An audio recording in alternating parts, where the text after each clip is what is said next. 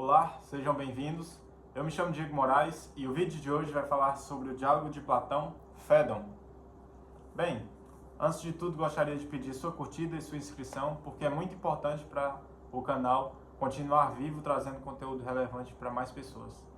Bem, sobre o diálogo Fédon, é importantíssimo que a gente faça primeiramente uma introdução a respeito de qual a sequência seria melhor para que você pudesse adentrar nos diálogos de Platão. Então, o que é interessante, nesse livro aqui, da Édipo, a gente tem a Apologia de Sócrates, que eu indico para ser o primeiro livro, que ele vai falar sobre o julgamento de Sócrates, e Sócrates vai fazer a sua defesa. E tem também o Críton, que eu também aconselho a ser o segundo livro a ser lido. Por quê? Porque o Críton, ele é uma tentativa dos amigos de Sócrates de fazer a fuga de Sócrates para que ele não fosse julgado e possivelmente condenado à morte. Então eles estavam planejando e o Sócrates não quer fazer essa fuga porque ele acredita que ele não quer trair a cidade, não quer trair as leis da cidade, não quer cometer uma injustiça, mesmo que ele esteja sendo injustiçado. Então é interessante você fazer essas duas leituras. O Fédon, ele já vai ser um complemento para essas duas leituras. Por quê? Porque o Fédon é depois que o Sócrates já foi julgado e condenado à morte. Então os amigos dele vão estar lá conversando sobre essa questão da morte e da imortalidade da alma. Só que o Fédon é um diálogo mais complexo, porque ele vai falar de temas mais abstratos. Então é interessante que outros diálogos de Platão sejam lidos anteriormente, para que você tenha uma base, e aí sim você poder ler esse livro que vai complementar esses outros dois, certo? Então, depois dessa introdução, vamos ao texto em si. Bem, o livro Fédon, ele vai tratar sobre, depois que o Sócrates justamente foi condenado à morte, ele vai estar com os seus pupilos, né, os seus amigos e os seus alunos, conversando, se lamentando pelo que aconteceu, inclusive o Fédon vai estar lá. E aí eles vão entrar na discussão da imortalidade da alma. E o Sócrates, ele vai argumentar algumas coisas nesse sentido, mostrando a eles que esse é um passo essencial para cada um de nós, que é a morte.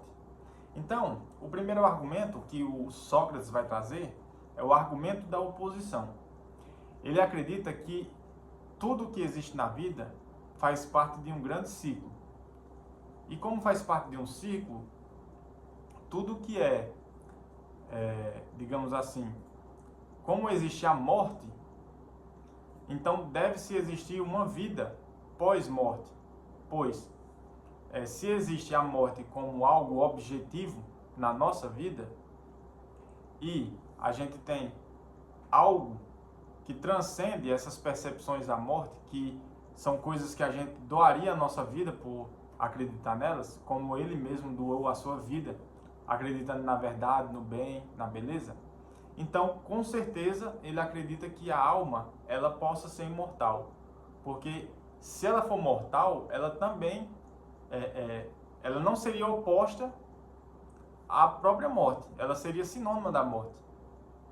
Então, essa ideia de oposição é a ideia do ciclo, que a gente vai ver em outras culturas, que tem, como a cultura oriental, que tem o yin e yang.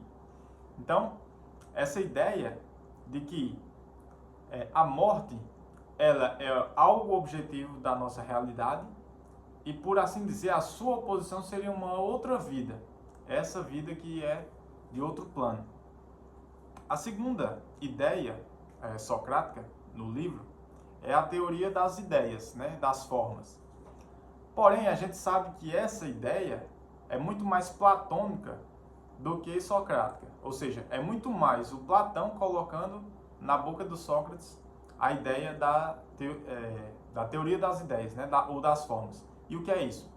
Ele identifica o seguinte: tudo aquilo que a gente compreende que faz parte das formas que não são tangíveis, ou seja, tudo aquilo que está para além do nosso mundo material é eterno e é imortal. Logo, essa compreensão, ela advém da propriedade da alma. Assim sendo, como a nossa alma tem essa capacidade de identificar essas coisas, então ela deve ser imortal por causa disso. Por quê? Não sendo ela imortal, como poderíamos nós identificar coisas que não pertencem ao mundo material, não pertencem ao mundo de forma temporária, digamos assim, certo? E o terceiro argumento que Sócrates vai fechar, né, é o argumento da recolha, ou seja, é o argumento que vai tratar sobre a recordação, pois a ideia de Platão, também colocada aqui em Sócrates, e que Sócrates tem uma grande participação na influência de Platão, né?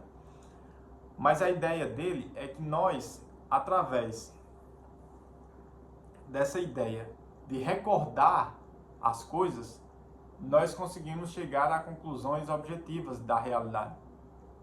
Então, se nós buscamos enfatizar algo a partir da nossa recordação, o processo de anamnese, nós tendemos a entender coisas que estão para além da nossa realidade e para além do nosso mundo material novamente.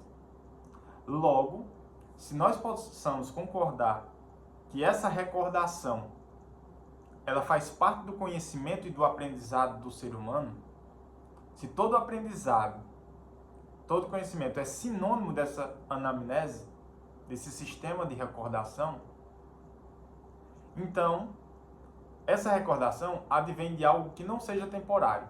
Logo, o homem ele é possuidor do corpo e da alma. Nós sabemos que o corpo é temporário. Nós sabemos que o corpo é perecível.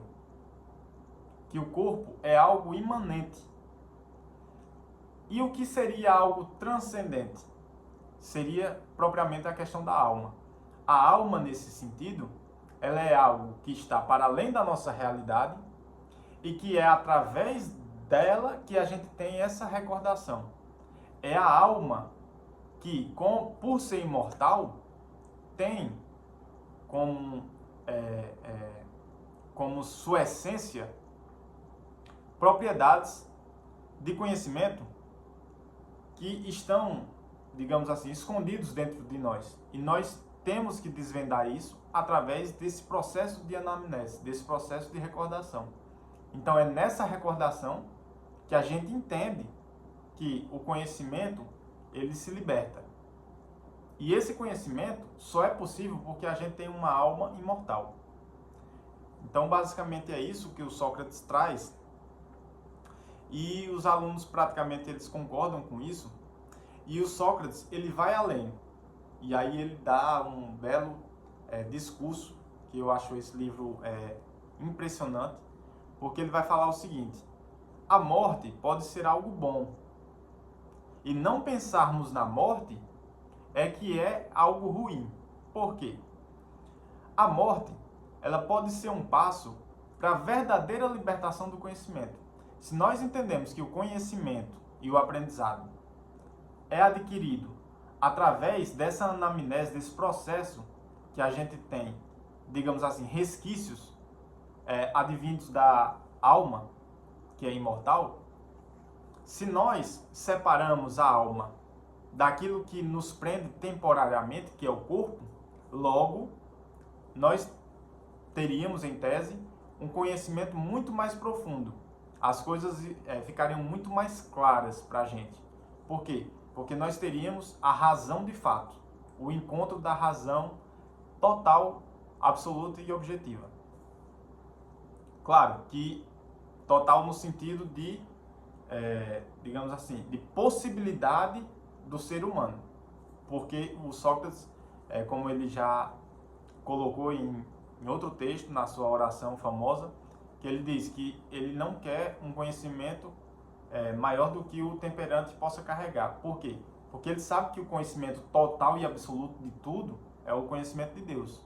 Logo, o conhecimento que ele quer é aquele conhecimento possível para a sua forma, para a sua essência. Então, o Sócrates fala isso. E ele fala que você não pensar sobre a morte, você não viver a sua vida pensando na morte, é você viver mal. Por quê? Porque você não vai ter a responsabilidade moral dos seus atos.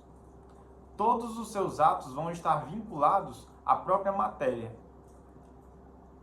Então, quando você pensa na morte e pensa que esse é um processo natural nosso, nós tendemos a viver uma vida mais, digamos assim, virtuosa, pois nós sabemos que essa vida ela está entrelaçada com uma vida imortal, com uma vida eterna.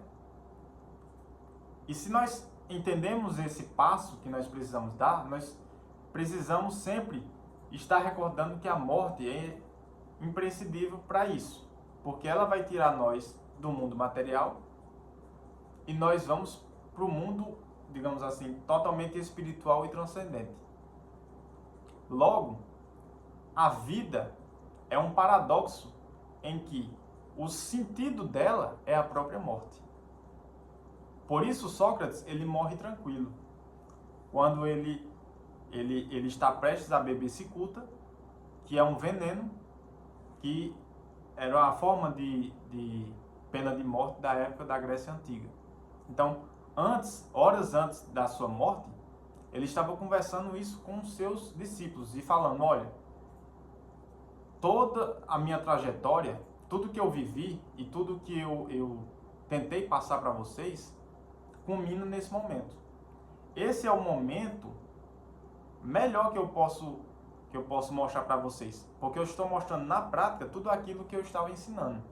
Então ele está tranquilo, porque ele sabe que ele está indo de encontro ao Deus que ele acredita, que é um Deus único, o Deus desconhecido, que é a verdade, e que como ele não cometeu uma injustiça em vida, ou seja, ele não desrespeitou as leis da cidade, ele acredita que ele possa, com certeza, encontrar algo melhor em outra vida, porque ele cumpriu com o seu papel. Ele foi designado para ser o homem mais sábio da época, e assim ele tornou sua jornada, que por muitos não fariam o que ele fez, com medo de retaliação, com medo de propriamente ser morto, mas ele sabia que esse era o seu chamado. Então o Sócrates está mostrando ali que o seu sacrifício, a sua morte, é a sua redenção. É o momento ímpar em que a filosofia digamos assim, nasce a verdadeira filosofia, que é o sentido da busca da verdade. Então, basicamente é isso, o texto Fédon de Platão. Se você gostou do vídeo, curta, comente, compartilhe, divulgue, é muito importante para a gente. E até a próxima.